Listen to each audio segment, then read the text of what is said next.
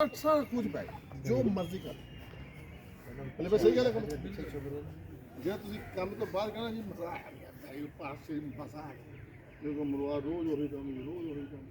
ਇੱਕ ਤਾਂ ਰਿਆਸਤ ਤੁਹਾਡੇ ਵਾਸਤੇ ਤੁਹਾਡੇ ਤਿੰਨੋਂ ਵਾਸਤੇ ਜਿੰਨੀ ਰਿਆਸਤ ਕਰਨੀ ਹੈ ਉਨਾ ਹੀ ਕਾਮਯਾਬੀ ਹੋਣੀ ਜਿੰਨੀ ਰਿਆਸਤ ਕਰਨੀ ਰਿਆਸਤ ਕੋਈ ਸ਼ਰੀਰ ਭਾਈ ਇਸ ਤਰ੍ਹਾਂ ਹੀ ਉਹ ਕਹਿੰਦੇ ਅੱਖਾਂ ਦੇ ਪੱਟੀਆਂ ਸਤਾਜ ਮਸਲਾ ਕਹਿੰਦਾ ਅੱਖਾਂ ਦੇ ਪੱਟੀਆਂ ਬੰਦ ਉੱਥੇ ਮਾਰਨ ਲੱਗ ਉਹ ਰਿਆਸਤ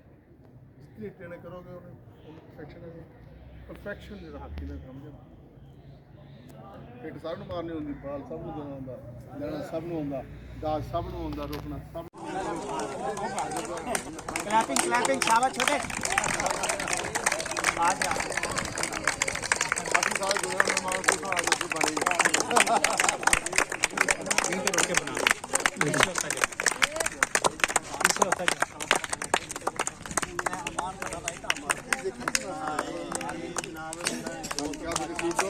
वो भी बड़ा अच्छा प्लेयर थी वो तालवान के नाम मशहूर थी अच्छा ऐसा नहीं स्कूल के बच्चे थे सारे नाम बताओ अकेडमी का नाम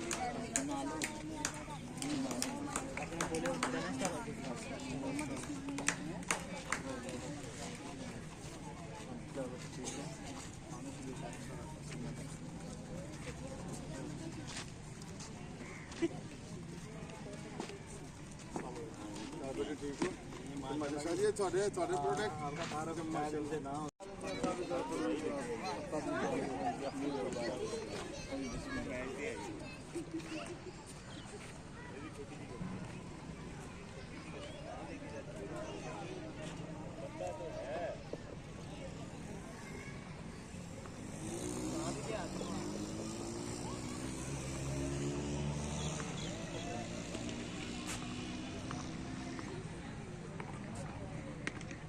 रबी भाई यार अल्लाह पाक ने एक ग्रुप फोटो बैठ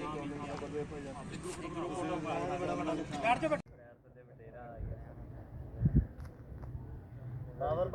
पावर भाई के नारे लगा जिंदाबाद जिंदाबाद जिंदाबाद जिंदाबाद